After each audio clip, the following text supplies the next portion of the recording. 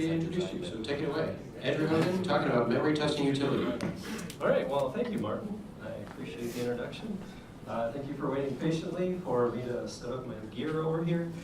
I want to thank the K-Fest committee for letting me do this. I want to thank the Academy for the award. Oh, wait a minute, I'm forgetting where I'm at.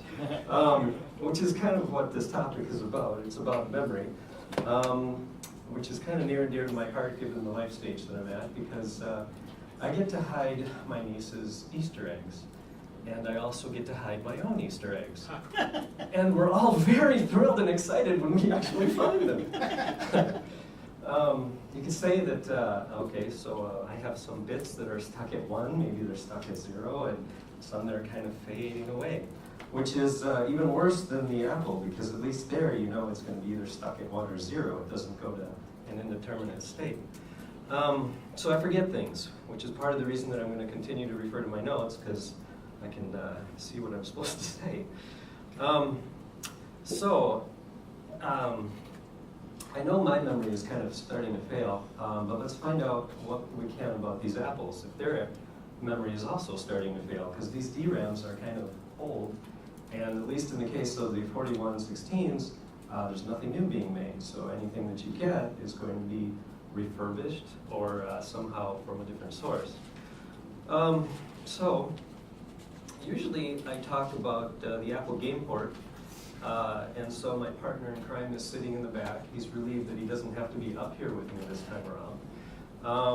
But if you haven't already been to the second floor and looked in the conference room to see the roller coaster and the things that are going on there, that's our work. And this time, instead of talking about it, we're going to try to sell a few things. So if you haven't seen it already, go and check it out. All right, so back to memory. So enough shameless self-promotion. So I came about this topic because I have this Apple IIe that was rescued from the dumpster, and I got it working again back in 2010, and it seemed to work fine. I could run DOS, I could get into Integer Basic, I could run ProDOS, and everything seemed good. And then I got into something called Cayenne Pascal, which was this integrated development that looked a little bit like working with a Unix-like interface on the Apple, and I thought that was pretty cool. But when my Pascal programs got really big, all of a sudden they started to get corrupt. And I didn't know what was going on. I didn't know if I had a bad image or if something was wrong with my hardware. And then at about the same time, well actually a little bit later, I'd been collaborating with Martin on the Lawless Legends, and he sent me an image of that, and it wouldn't boot. And we could not figure out why. And we couldn't figure out why. Well, one of the first things he said is, Andrew, you mere mortal, did you not do control closed Apple reset? And I said, no, Martin, what does that do? Well, for those of us who are not in the fraternity and don't know the secret handshake, it just does the self-test, right? It's baked into the ROMs of the Apple IIe. And so if you give it enough time, it'll go through and it will find out, is there really something wrong with the memory? And so if you bear with me just for another few moments, it'll go through and actually show us that, hey, there's something not right. And this pattern, does anybody know what that is telling us? Well, these are socketed, right? At least in the IIe. So I can reach into the socket, I can pull out the second chip from the left, put in a new one, and that should solve my problem, right?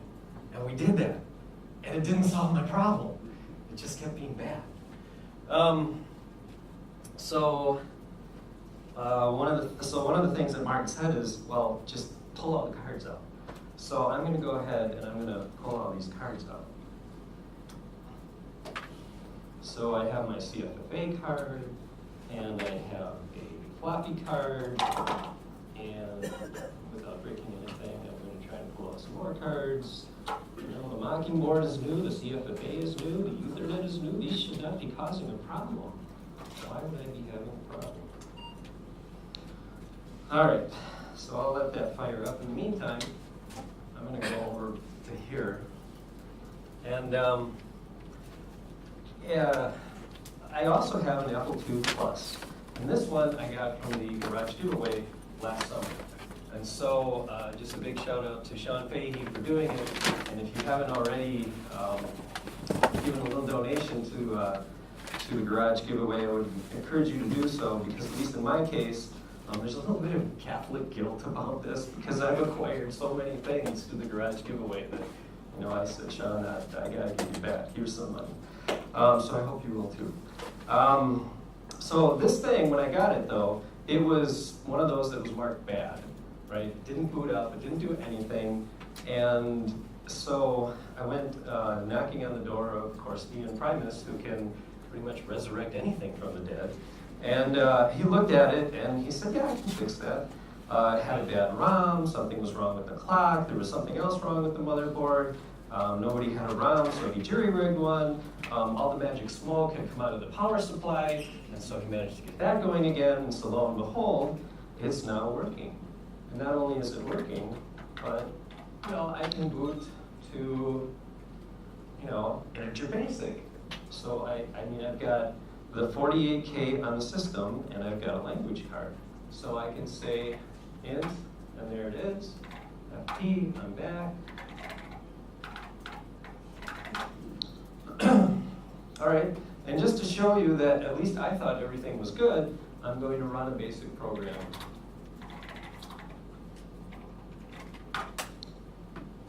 So very exciting stuff. You say, well, that's not a very complicated program. Well, fair enough. Here's an old favorite, right? This is what really got us all going back in the day, because all of a sudden we had high res with integer basic. That's crazy. And look at that spark. That's even crazier. Oohs and ahs. So this worked, and I thought I was in the clear until I did this.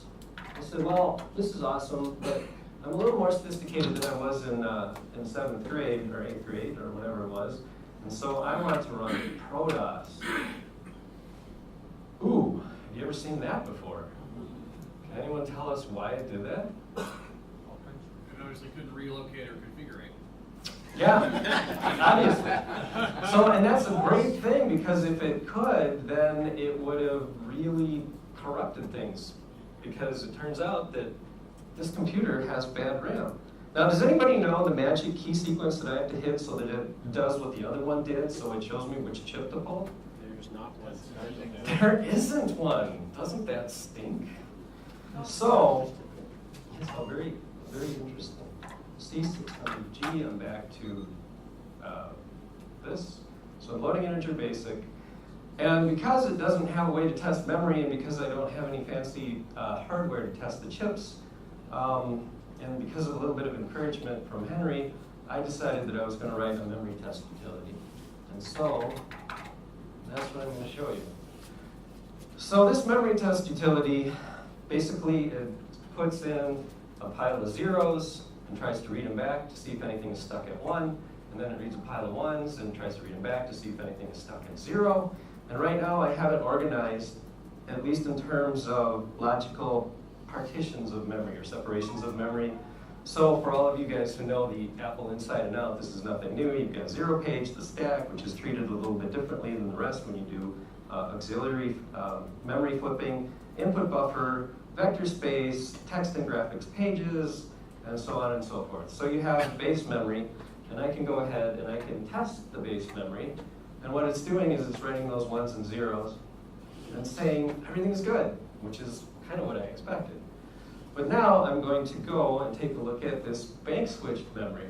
So a little history again for those of us who haven't done this in a while, at least for me it was, because I hadn't looked at it in a while. The language card is basically a 16K memory card. So there's really no language on it. It gets loaded on, it's a RAM card. And the reason that this graphic looks the way it does is, okay, so each one of these is 4K, 4, 4, 4, 4, so that's 16, but well, wait a minute, if we put RAM here, if we swap out, all of a sudden we lose our peripherals and we lose our soft switches, so we can't do that. So instead of doing 4, 4, 4, 4, we do 4 next to 4, and then 4, 4. So that's how we get our 16. So this is page 1 and page 2. And so Those are all the different bank switches for being able to go between page 1 and page 2. And also, again, let me see, a little help here. So bank switch DRAM was introduced along in the language card and so on and so forth. So I'm going to go ahead and test that.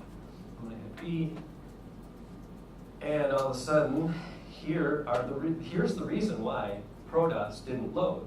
So ProDOS was smart enough to not load because I have bad bits, and had it loaded, I would have been screwed because it could have corrupted all my stuff. So thank you. So which chip is it? Because these are also socketed. So which chip is it that's bad? Well, this is how software guys count. Ready? 0, 1, 2, 3. It's the fourth one. So it's the fourth one. Okay, this is why Javier said, Andrew, this is way too complicated. Make it simple.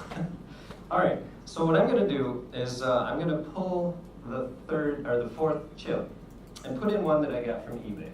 And then while I'm at it, I'm going to put another one that I got from eBay because they're supposed to be good, right? So I'm going to go ahead and do that. And meanwhile, while I do that, I'm going to flip back over to the Apple IIe so that I'm going to hit the magic keystroke control open Apple reset because I've pulled all my peripherals. So it should show me that in fact is a good board. All right, so that'll do that while I take out the language card and the computer is off. And I should be wearing a strap, but next time. All right, so, hey, look at that. This time it says everything is fine. How can that be? All right. Talk amongst yourselves as I swap chips.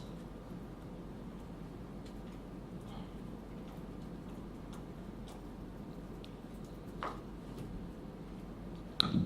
right. Almost there.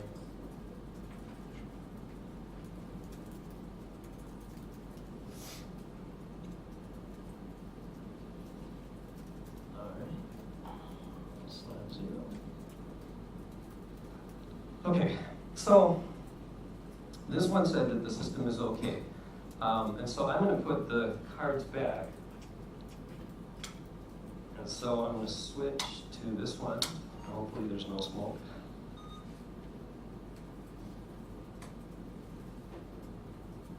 All right, notice it said loading integer basic into memory. It successfully thinks it loaded integer basic into memory. All right, so it thinks everything's good up there, up in the bank switch memory space. And what I'm going to do is I'm going to go through all 64K while I put this back together.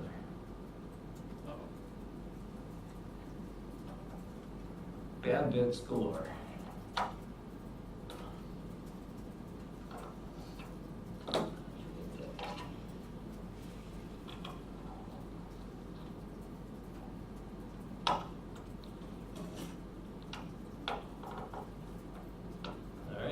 So, yeah, those chips that I got off of eBay weren't so good, were they? So the one that I replaced, well, that was even more errors, and then this one has errors, so the two that I swapped out are actually worse than what I had in there before. Okay, so full disclosure, I hunted around for a while on eBay, and I have to give a shout out to a gentleman who really helped me out. And his name is Michael from Slayton Computers. He had a whole bunch of 4116 DRAMs with specific failures that I was looking for. And so he supplied me with those along with some good ones. And so that made this demo possible with a bunch of other stuff, which I would have had an hour I could go into, but we're all hungry. I'm very hungry, so I'm not going to do that, not this time. But anyway, you get the basic idea. So bad bits, it finds them, and so we can pull the chips out, slap in good ones. All right, so back to this computer now. And it's booting up. And back. And I have a pretty little deal at the top. And I'm going to be run.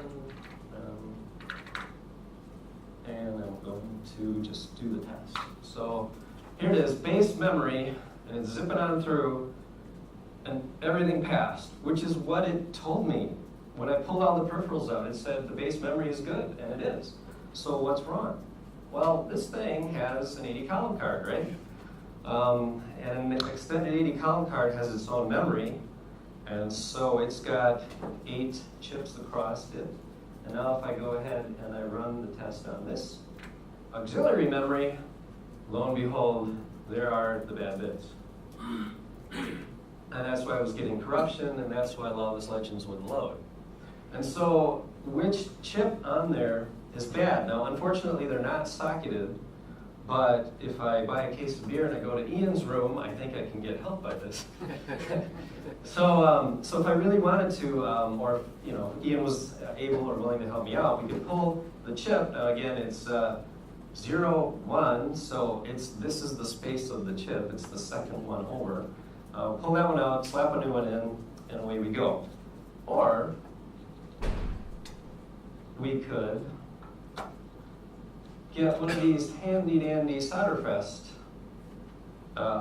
RamWorks board cards, slap it in there, gingerly, so as not to destroy anything. All right. So the RamWorks card is in there. And I did solder it, I'm very proud of myself.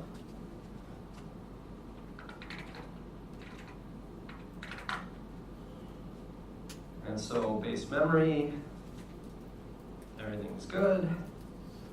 And I want to go to auxiliary memory, and I go ahead and that one, and everything should be good.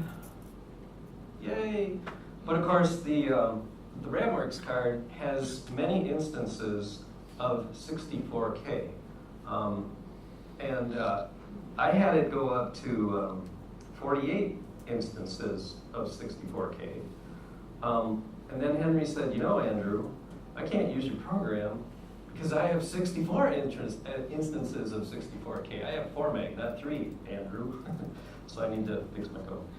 All right, but anyway, if I wanted to, I could turn this thing loose on testing all the memory right from the beginning. I'm going to go back to my menu, and if I test all RAM, I just press the letter A, and off it goes. It's going to test base memory, and it's going to do the first one, which is 0, which is auxiliary, and then after that it goes through all the banks. And I know that it's working right because when you solder that little LED in there, you see the LED intensity change, so you know it's going through the little different banks, as it should be. All right, so now one last thing that I'm going to show you before we break. I'm going to go back to the Apple II Plus. And where I left it was all kinds of errors. So I'm going to take this and shut it down. And I want to actually visually see what's going on. So I'm going to pull out the 2 chips that are so horrendous. And I'm going to stick them in the motherboard. Because then I can actually see the stuck chips visually.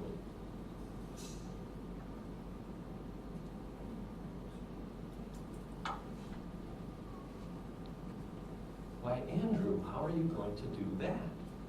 Does anybody know what the magic is? How do you visually see stuck bits? Well, if you get lucky.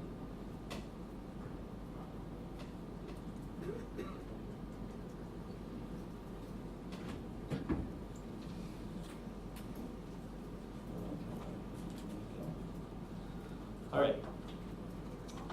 So what I'm going to do is I'm going to put them in high-res page 2 because that is a pretty safe place to go.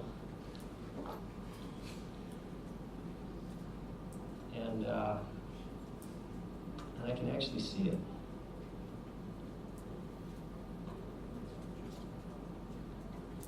So, handy little chip extractor, putting the bad chips back in the motherboard.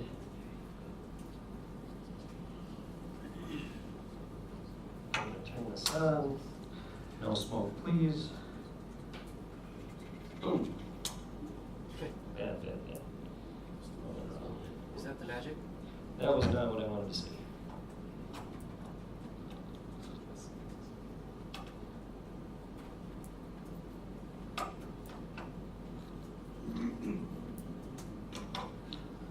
Talk amongst yourselves. Just don't answer. Oh, thank you.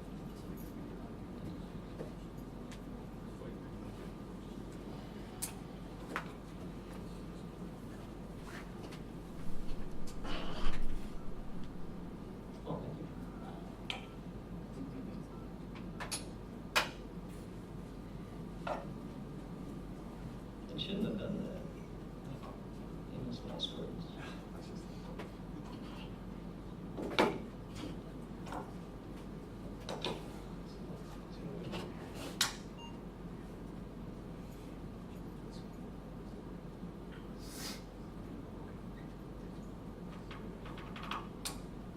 All right.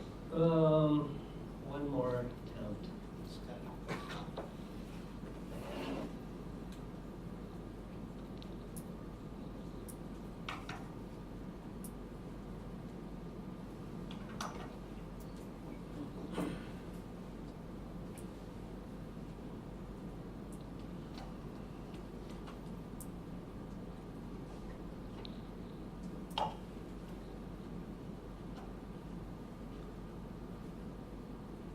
Your hands shake. Pens don't win very well.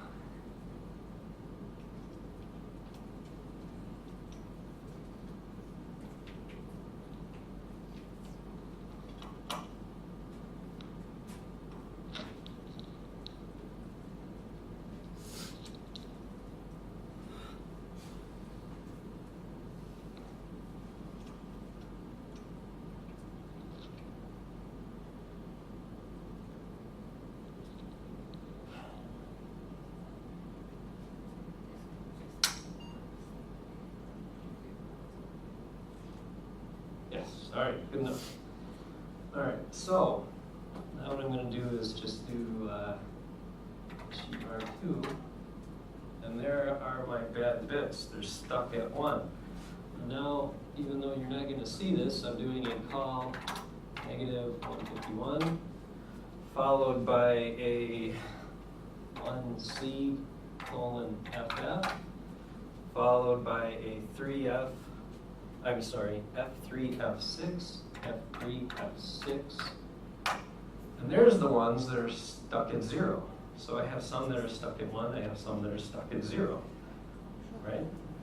And you can do this with, bad chips. There's one other chip I want to show you, and you'll like this one, because this is the Frankenstein monster chip. You see, every chip that I've ever run across, it's just either stuck at 1 or 0, or both, like the one that I showed you, that one actually was both. But this one's very unique.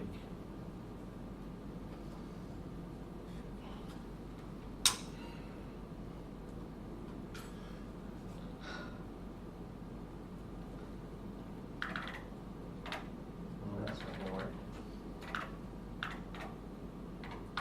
There we go. So it appears that things are stuck, but I do it again, and magically they get unstuck. But check this out. This is the weirdest thing. I'm doing H color equals 7, and then H plot 0, 2, 279, 191. Let's try that again.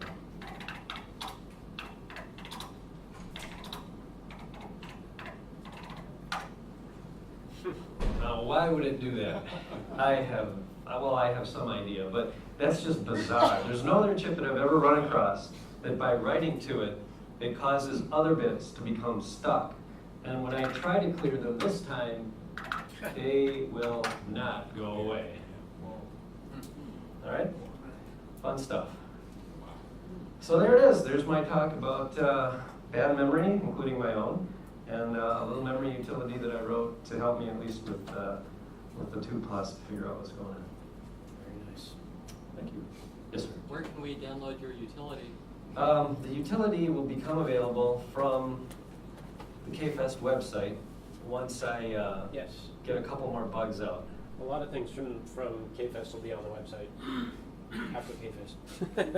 After K-Fest. That looked really awesome. Good work. Well, thank you. Yeah.